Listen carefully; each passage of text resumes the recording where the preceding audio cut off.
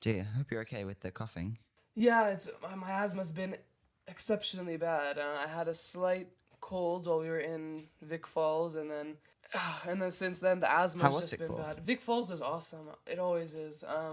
And this time we were there in the You've been rainy before? season, just after rainy season. Yeah, we've been once, and this time we were there just after rainy season, ended for that part of Zambia. So the falls were just massive, and you go and you walk on the. They have this little bridge, which is a little sketchy, but probably wouldn't be legal in the U.S. or UK, I'm sure. But they have this bridge that you can walk out onto, and you feel the spray just really come up into your face, and you get drenched. It's not just like a little bit of mist. It's like you get completely drenched. You walk out soaked, like you've just been for a swim, and it's always something spectacular. A great way to experience the power of nature. Yeah. I don't remember. I don't remember much from Vic Falls because we went ages ago. But the thing I do remember is that we paid someone, like some random person, to skip the queue for It's buying so bread. funny. And so we bought a loaf of bread for lunch, and then the baboon stole the loaf of bread. Oh wow. The baboons are really aggressive. I remember last time Amina had a Fanta, there was this really big male baboon that at the time was much taller than she was because she was pretty small, and it was a big male baboon, so it was huge, and it was sort of walking towards her, and my dad sort of like put himself between them, and we sort of rushed towards the park gate, because it can't go inside the little building that you enter through. And the park ranger told us that they actually know Fanta. I mean, okay, that's actually perfect example of how human interaction with nature can actually be dangerous. But they know Fanta because of the number of tourists that come through the area. So when they see Fanta, they get really aggressive, and that was pretty scary. Yeah, baboons are monkeys. They're probably pretty smart, right? Primates, yeah, they're very smart, and they like Fanta, and I don't blame them. And bread. Yeah, and bread. Hello, listeners, and welcome to Fighting Failure, the podcast where we discuss the solutions to the climate crisis. This episode is all about lobbying and subsidisation. And I know that sounds boring, but before you click off and go listen to Joe Rogan or something, let me tell you what this actually is. Lobbying in the modern world is essentially like bribery and corruption, and subsidisation is a way of the government using your money to make things cheaper that you might not necessarily buy. So there's definitely a lot to be unpacked here. And both of these things, lobbying and subsidization, can go both ways, both positively and negatively. They can be tools for positive social change, or they can be ways of keeping the status quo. I'm your host for this episode, Oscar Archibald. And I'm your co-host, Hisham Kanaan. So I think lobbying and subsidization probably both deserve a bit of an introduction as to what on earth they are. And even I, after an hour of research, I am not totally up to date on what exactly lobbying is because it's such a shady business. They don't, there's no WikiHow article on how to lobby the government. But basically how it works is this.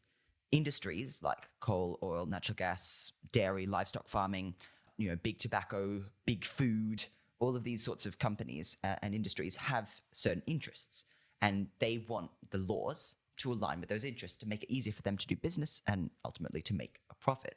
And so these industries will often band together to fund lobby groups or political pressure groups. And those lobby groups hire lobbyists, which is it's a job.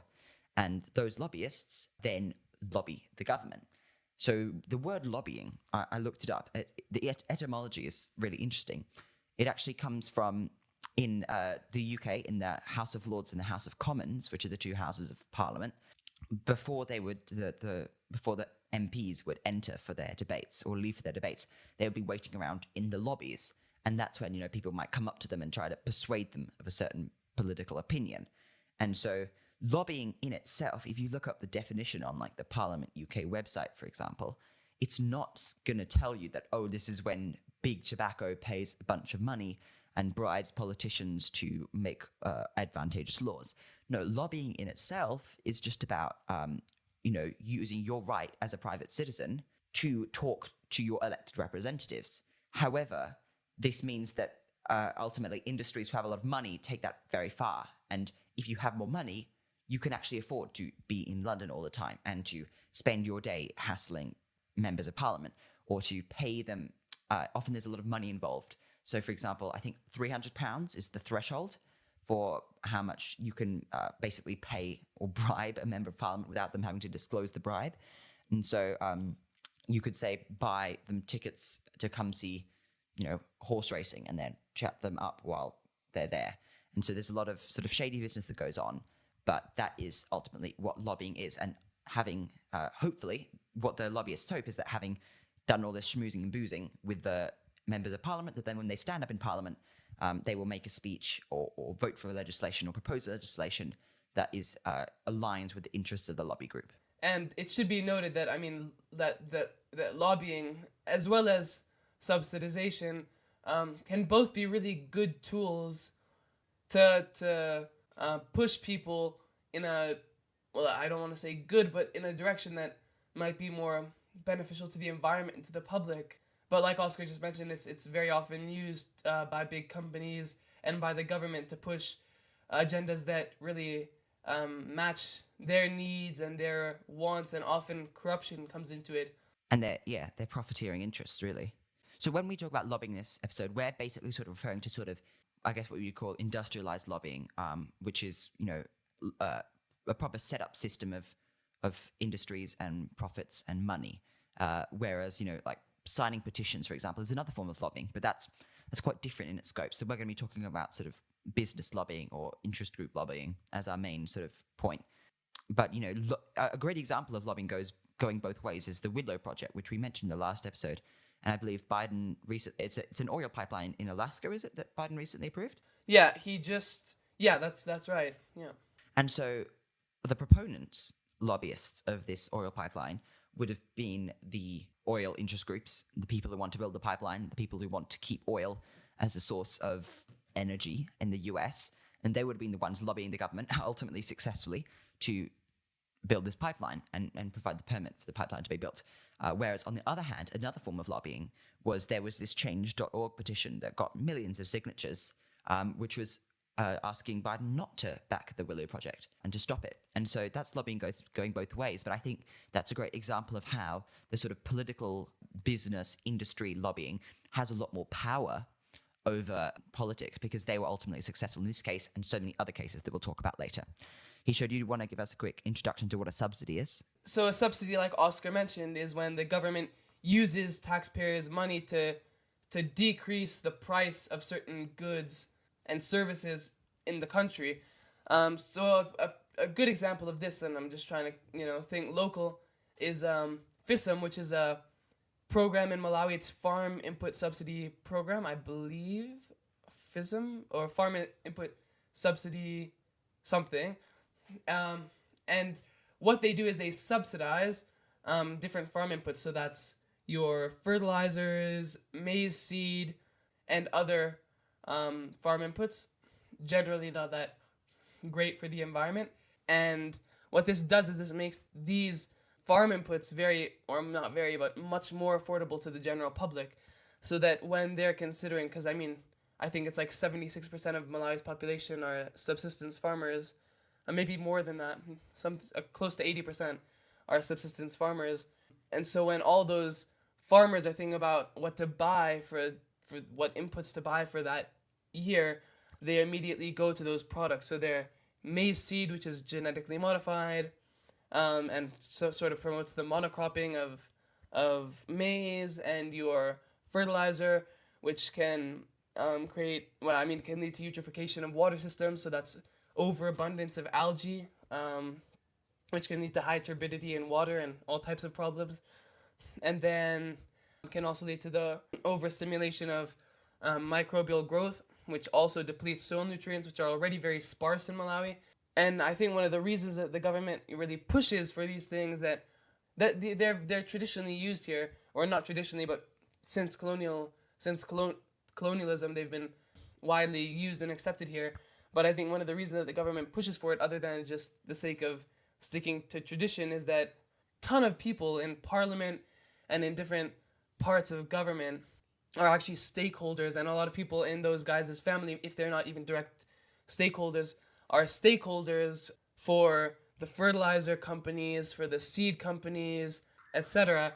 and so they get or even for the import and export of different products. So they're creating business for themselves by pushing consumption upon the public. So that's an example of subsidies being used more negatively. But there's a lot of good ways that subsidies can be used as well to push a more pro climate agenda on the public. I mean, it's incentivization, sort of. So yeah, I mean that's sort of cliff notes of subsidization. Yeah, excellent. And so that's the introduction. So now we're going to move on to the problems specifically with these different things. So, let me just stretch. Oh, my shoulders are really sore. All right. Wow. Okay. Have you been rowing? No, I was doing some exercise and I was probably lifting too heavily. Because I was doing squats, but I was like holding the dumbbells like above my shoulder I see. rather than like down by my sides. Yeah. So it's probably a bit too tense. Anyway, it's fine. I'll survive. The first problem is that lobbying is corrupt. Undoubtedly, there have been many reports of corruption, and whether or not the definition of lobbying is that it is legal and not illegal, whereas just like bribery is illegal. But I think it's undoubtedly true that a lot of, or at least in common parlance, what we would think of as corruption, a lot of modern lobbying would fit the bill of that. So generally how lobbying is done is by lobbyists somehow financially influencing lawmakers to vote, I've written wit there and just, but with their interest rather than, and it's often in opposition, that's why they have to lobby their interest rather than the interests of the citizens they were elected to represent. So that's a crucial part of this, is that if there weren't that opposition, if the interests of big tobacco, for example, were the same as the interests of the citizens, there probably wouldn't need to be that difference, that lobbying, because the interests would align. And so in that sense, it's often the case that lobbying goes against the interests of the people, or at least this sort of big industry lobbying. Now, if we think about small political pressure groups, there's a political pressure group for just about every single political position, but these sort of big lobbying companies have to use their influence because they want to try and change the course of the law away from, I guess, what you could say was supposed to be. In the UK, as I mentioned, it's up to £300 that they can give without the conflict of interest having to be disclosed by the members of Parliament. But even so, if you look at a lot of the bills that come through Parliament, I feel like there's quite an obvious conflict of interest that hasn't been disclosed in terms of people working on those bills are receiving money. For example, I saw a clip recently of a discussion in the House of Commons. I don't know how recently that occurred, but this member of Parliament stood up and he gave this thing about this sort of rousing short speech about how we're going to back British farming, and that back British farming is actually a campaign by the NFU, the National Farmers Union, which is the biggest sort of animal agriculture lobby in the UK, and they sort of set up this whole back British farming hashtag back British farming thing, and then you see this guy standing up in Parliament talking about back British farming. I think it feels quite obvious that there's some sort of lobbying going on there, that he's then giving this speech that is right on the talking points of the Farmers Union, for example. And so ultimately, this lack of transparency with up to £300 gifts being allowed with no transparency ultimately leads to dishonesty. So there was actually very recently, I was reading this news story in the BBC that revealed that it was, I think, possibly it was the Times that did the original reporting, but they talked to an MP pretending to be a lobbyist and secretly filmed the conversation. And what the MP was making a bunch of jokes, and he was essentially implying that companies will pay more than £300 and that he knows they're paying more than £300. For example, I think the one he mentioned was going to see horse racing, and they would pay for tickets that are easily worth more than £300 to see horse racing, but they would say to him that it was only worth £295. And so I think he was making some dumb joke about how, it always cost £295, which is just below the limit. And so I think, in my opinion, this sort of dishonesty and essentially giving a sort of valuable experience or tickets or anything like that to the MP in exchange for certain political actions, that feels to me very similar to bribery. And bribery is of course just paying someone to use their power illegally. One of the problems here is that, I mean, although it's not technically bribery, we're letting politicians allow personal interest to come into their decision making. And personal interest should never come into the decision making of a politician, because politicians are supposed to represent the people. So it's always supposed to be a, public opinion and speaking on behalf of the public, not speaking on behalf of the private and on behalf of themselves, for their own profit. So although it's not technically bribery, it comes really close, and it's definitely a little shady and not ideal. I'll put it like that. In the US, and it's same in the UK as well. Actually, there's this concept called the revolving door, and this essentially describes how individuals, basically rich business people, will often switch between commercial and legislative roles in the same sector. So this, for example, they could work as a politician, as a member of parliament, a member of the Conservative Party, say, and be a member of parliament for a parliamentary sitting, and then go in and work as the head of lobbying at the National Farmers Union, for example. And so this leads to big conflicts of interest, because people who are members of parliament, they'll have good networks, that their networking skills will be up to scratch, and they have a lot of contacts who they can speak to. And so essentially they're using the influence that they gained from their time as an elected official to then promote the private interests of a certain company. And this happens across the world: Australia, US, UK, where basically ex-ministers, ex-MPs, senators, Congress people will then work and make massive amounts of money in lobbying, because they can use their contacts from the time that they were in government. And so I think that definitely feels very dishonest as a way of making a gain from the time that they were in government. One other thing to mention about the US system is that, thinking about elections in the US, there's far more money in elections in the US, I think it would be fair to say. Yeah, of course. I mean, there's tons of money just pours into elections, and you have private and you have public funding. And I mean, although you have a fair amount of public funding for campaigning for all different levels of government, I mean, you have tons of private funding, which is sort of then has to be made on like illicit promises and the hopes that whatever this politician is going to do is going to benefit you. So if you run and you get a large sum of money as part of your election campaign from like an oil company, you're sort of indebted to them unofficially, so that throughout your term you have to pass legislation and give support to that company in return. So it's sort of, I mean, it comes into that 100% comes into elections. Yeah.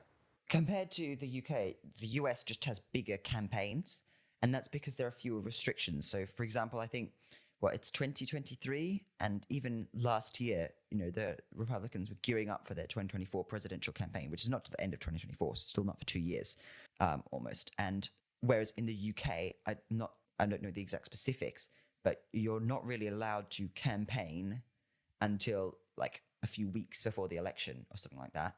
And then you have to take down all your campaign posters immediately afterwards. And so I do feel like I remember from 2019, when we had the last general election, that there was advertising, for example, by the parties, at bus stops or on YouTube or stuff like that. But it was fairly minimal. I don't watch TV, so I don't think political advertising is allowed on TV. I may be wrong, but compare that to the US, where you get tons.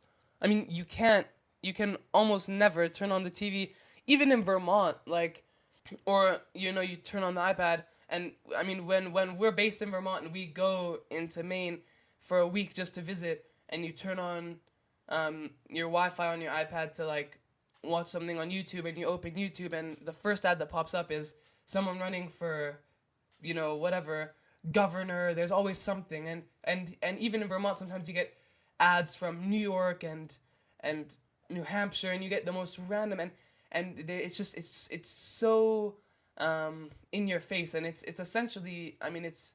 Yeah, so I agree that the US system for political advertising means that there's so much money in advertising that campaign financing and donations to different politicians' campaigns is a massive way for vested interests to curry favor with legislators or legislators to be in the future. And I think the way the UK does it is much better, that political advertising is much less common.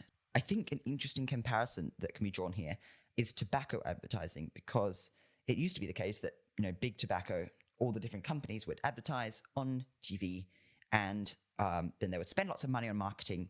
But because everyone was advertising about the same amount, none of them actually had an advantage over the other by the fact that they were advertising. Then I think Tony Blair, banned tobacco advertising because tobacco is harmful.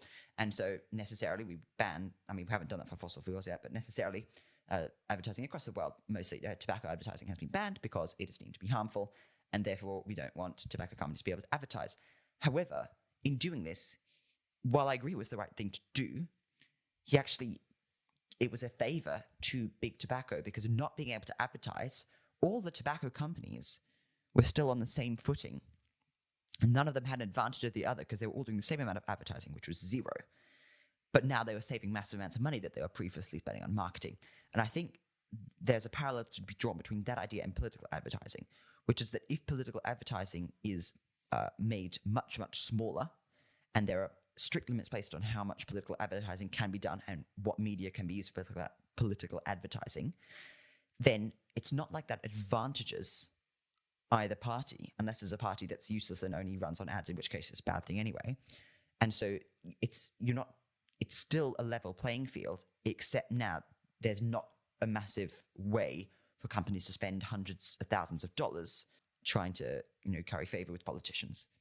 Before we move on to some specific examples of lobbying, I just want to give you an idea of how massive a business this is. So in the UK in 2007, the professional lobbying industry was estimated to be worth £1.9 billion. So if you think that any sort of charity or petition can ever hope to match that, I don't think Extinction Rebellion has £1.9 billion. And so it gives you an idea of the massive scales that commercial and business interests have over grassroots initiatives. £1.9 billion, employing 14,000 people. And this is 2007. It's probably grown since then. The report also suggested that some MPs are approached over 100 times a week by lobbyists. How many days in a week? 7? That's a lot of being approached, for sure. Maybe 14 times a day or something. And then in the US, lobbying is an incredibly effective tool for business. And according to one study, it yields as much as 22,000% returns on investment. So companies spend hundreds of millions of dollars on lobbying.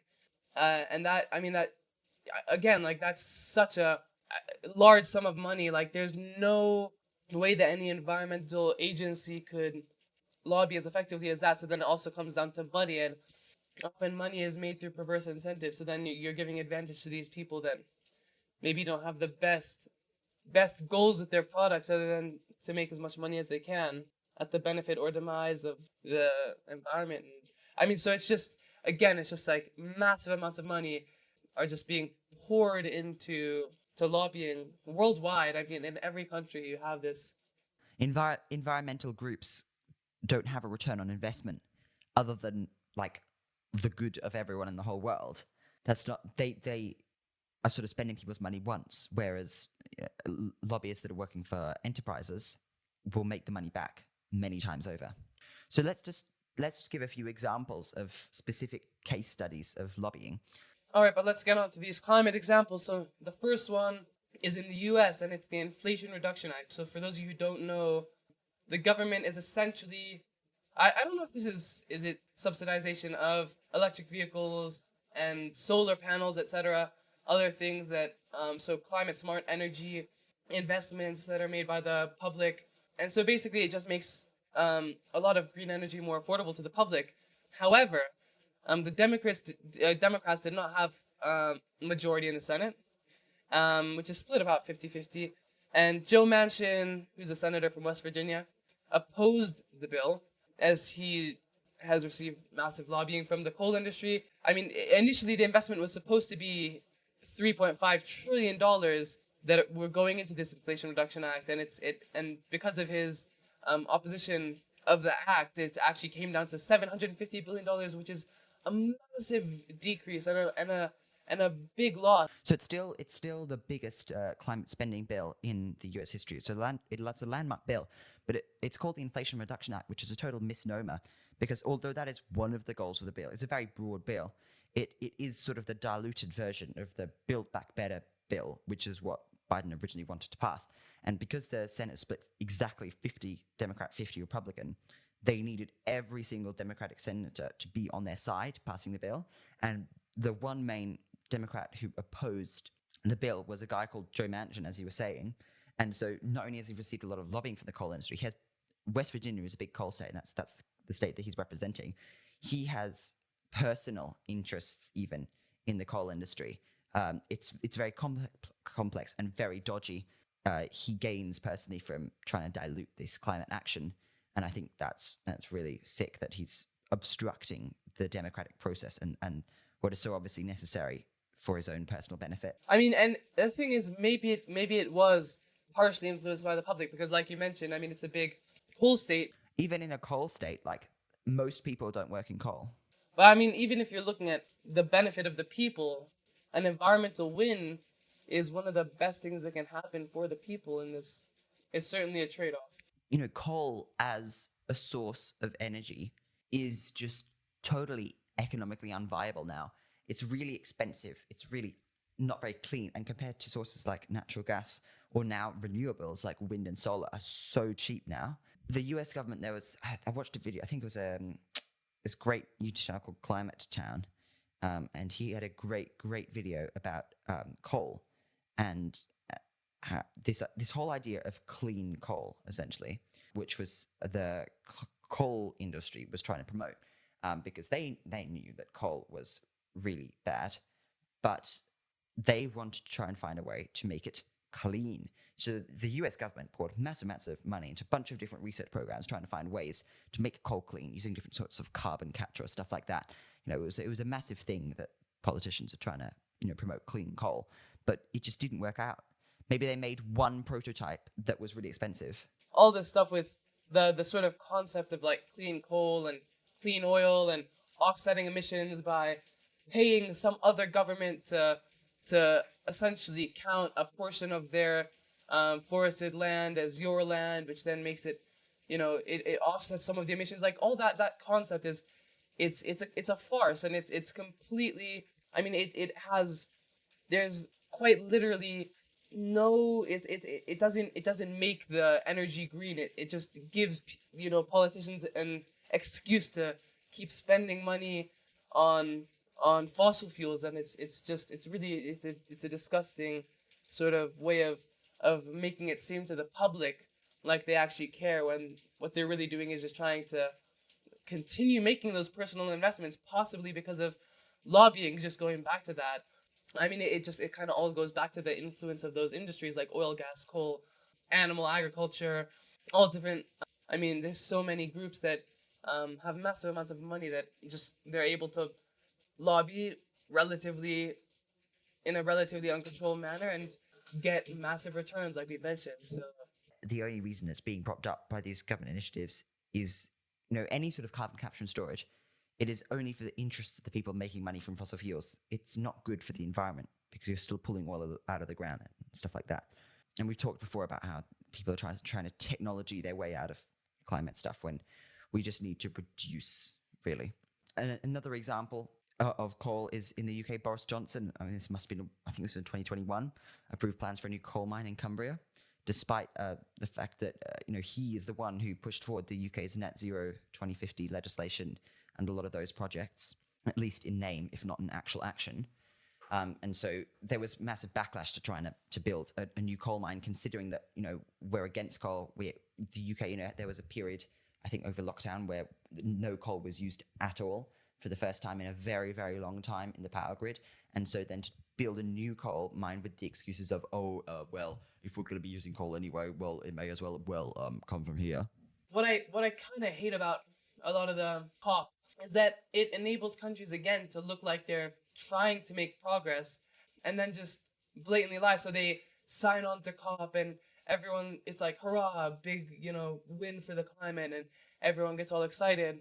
And then a month later, Biden's, okaying the Willow Project, and we have Boris Johnson, who, former PM for the UK, okaying new coal mines, and it's all just a way of them appealing to those, the climate activists and people that are worried about the environment. It's just their way of making it seem, and a lot of people who don't understand it that well, it's just their way of making it seem like they're actually trying to make progress when really they aren't. And again, it's that same thing, and often it's being lobbied. So it's hard to sort of work around. On to subsidization. Subsidization, the second part of this episode. One of the simplest forms of subsidization is, I guess you could call it indirect subsidization. I'm not sure if that's a technical term, but that's basically tax exemption. So taxes can be used really effectively. Like you have sin taxes, which can be put on, not sin tax. You have sin taxes, which can be, it sounds like syntax, like syntax error, but sin, like SIN, taxes can be really effective way of discouraging like a lot of negative actions. So you can have sin tax on things that threaten human health. You could put sin tax on tobacco, for example. You could put sin tax on oil and other fossil fuels. There's a lot of ways that taxes can be used effectively, but and often taxes are used in subsidization programs, and this can be good and this can be really bad.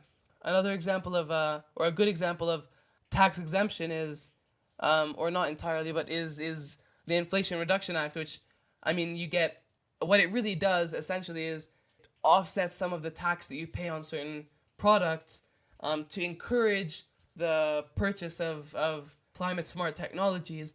And that's a great example of how tax exemption can be used. Often it can be used negatively, and sometimes it's influenced by lobbying by big companies. Also, would you like to take us away on that point? So currently tax exemption for taxes like VAT. VAT is the thing that's most commonly exempt from tax because that's on individual products or services. One big thing that I think really doesn't make much sense is that air travel is almost always exempt from tax across the world. Especially domestic air travel is considered essential and therefore exempt from VAT, whereas this is done, and as a result of this, or partially as a result of this, it is cheaper to travel from London to Edinburgh on like EasyJet than it is to do it just by a train because of the difference in taxes. Now, I'm not sure if train tickets are VAT exempt. They might be as well. But even so, it doesn't really make sense that airplane tickets, domestic air travel especially, which can easily be accomplished by train instead, are free from VAT. Another example would be fuel duty. Now, I was reading an Economist article recently about the UK tax system, and the fuel duty, I believe, this is what I remember, it's possible I may be slightly wrong on the technical details, there is a fuel duty, a tax on fuel, but it hasn't been raised in such a long time that the actual, in real terms, it is decreasing. And if they raise the fuel duty to sort of keep it in line, it would be much more effective. And I think you could even argue that these days fuel duty is almost becoming a sort of sin tax, a bit like road tax. Yeah, really what we should be seeing is more sin tax placed on fossil fuels and more sin tax placed on fossil fuels is one of the main things. Sin tax placed on, you could place sin tax on meats, but different things that have really negative effects on the environment, and then simultaneously be subsidizing whatever else. So like electric vehicles, if you're doing that simultaneously, you're going to be discouraging one thing and encouraging the other thing, and you're going to get a big shift, which is not what we're seeing entirely. Yeah, the tax code really hasn't been updated for the modern climate era at all. The only thing that I have seen is electric vehicle subsidies or tax exemptions for electric vehicles. That's the main thing that I've seen that the government has actually changed tax laws. But even then, I think it would be better, and Norway is actually realizing this, that they had, Norway had been incredibly successful at promoting electric vehicle adoption, but it's much better to have a public transport than electric vehicles, because we've talked about this so many times, urban expansion. Electric vehicles have all the same problems as petrol, except pollution. And that's many problems. Subsidizing public transport would be a great step going forward. Actually what's happening is that, and this is not, it is sort of subsidization, I guess, which is that in DC, District of Columbia, in the U.S., they're actually trying to make public transport, or I think at least bus transport, free of charge within the district. So I mean that's a massive step forward if they can actually approve that. But it's not something that we're seeing en masse, and it's something that we should be seeing much more of. I mean, moving on, direct subsidies are also really common. So like we mentioned, FISM in Malawi, which is a farm input subsidy program, or FISP. Is it FISP? Am I saying it wrong? Anyway, I think it's FISM. Let me check. What they do is they directly subsidize the price at the cost of certain agricultural inputs. So what they're able to do is they're able to promote synthetic fertilizers and GM maize seeds, which obviously, like I mentioned at the start, ensues a number of problems for the environment, and is straight out corrupt, because they all have interest in the fertilizer companies, seed companies, and it's FISP, sorry, Farm Input Subsidy Program. Sorry, I've been saying it wrong. Like, again, you can't directly subsidize, and the problem is just that in either case, like, I mean, subsidization, where is it coming from? Is it genuinely for the people? Is it for the environment? Is it for big companies that are subsidizing, or that are, sorry, lobbying you, or is it for personal interest, purely personal interest? And that's why it's sort of hard to say. I mean, it's hard to draw the line and say, like, subsidizing this is good, subsidizing this is bad. At the same time, the subsidization of synthetic fertilizers can be great for Malawians, because, I mean, it's relatively affordable. It's even more affordable when it's subsidized, and I mean, it helps them grow their crops, but then there's a ton of negative, implications. So it's like, it's really hard to draw fine lines and say, is it corrupt? Is it based in your personal interest, or is it based in the interest of the public? And it's really hard to pull that apart. And so I think often governments take advantage of that, and that's really where the problem lies, is that governments are able to take advantage of that. One of the most egregious types of direct subsidies, I think, is agricultural subsidies. For example, we've given out a lot of rightful praise to the European Union over the years now that we've been doing this podcast. But I think one of the areas where its climate policy really falls down is something called the Common Agricultural Policy. And this is the way that the EU does not animal agriculture, but all agriculture subsidies over the entirety of the European Union. It's done centrally in this thing called CAP, and it's perhaps one of the most hotly contested and worst policies of the European Union. And it's been around for a very long time, but of course, agriculture lobbying like to keep it there, because it is one of the most generous agriculture subsidy programs in the world, and it means that the EU has the highest rate of agriculture subsidies in the world at almost $75 billion, and this chart looks quite old that I'm looking at, which is more than double the next biggest, which is the US. So the level of subsidies is really high in the EU, and a lot of those subsidies go towards things that are not necessarily helping the environment, like fertilizers and animal farming. The US, for example, has this really interesting and terrible program where there was a certain time where it was started, where there was an excess of dairy. I think it was that they produced a lot of dairy for the war, and then they didn't want to decrease the amount of dairy after the war that they were producing, because they had invested in increasing the size of the stocks or whatever. In the US, the government essentially pays the dairy industry to produce way more dairy, way more milk than people actually want. And so every year the government buys all the excess milk from the dairy farmers at like a pre-agreed price, so that they're producing this milk that nobody wants, and they turn it into cheese and store it in massive underground caves. So it's a bit of almost a sensationalist news story at this point. That did you know about the US's secret cheese caves? But it's true that they're turning it into cheese because cheese keeps better. But it's really ridiculous that this is just the extent that the dairy industry has this influence of the government, that they're just buying milk that nobody wants just to protect US farmers or something. I don't know. The meat industry as a whole and the animal agriculture industry receives huge subsidies, despite the fact that it has an enormous and well-documented negative environmental and ecological impacts, as well as negative health implications. Bacon is a class 1 carcinogen defined by the World Health Organization. Red meat, class 2A, or was it 2B? I can't remember. But it's really harmful stuff, as we're beginning to learn. But it's still subsidized massively by taxes that everyone pays for. You can't choose where your taxes go, obviously. Plant farmers produce more nutritious, more environmentally advantageous food, but they receive a small proportion of the subsidies. I think, especially if you think about like fruit and veg, which are really healthy. Though barely any subsidies go to fruits and veg. I can't really read this chart because I'm colorblind. Maybe you can help me find which color is fruit and veg.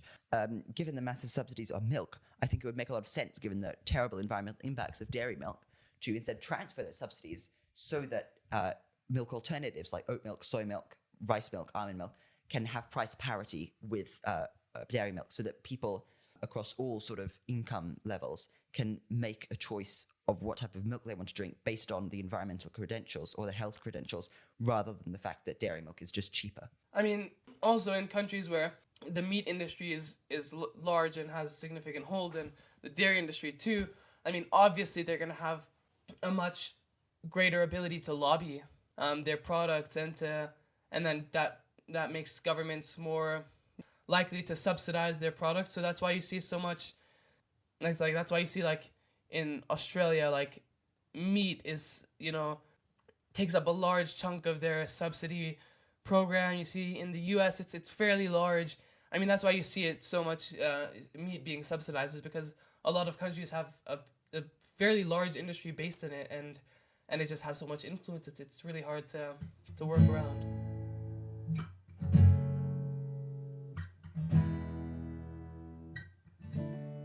You're listening to Fighting Failure.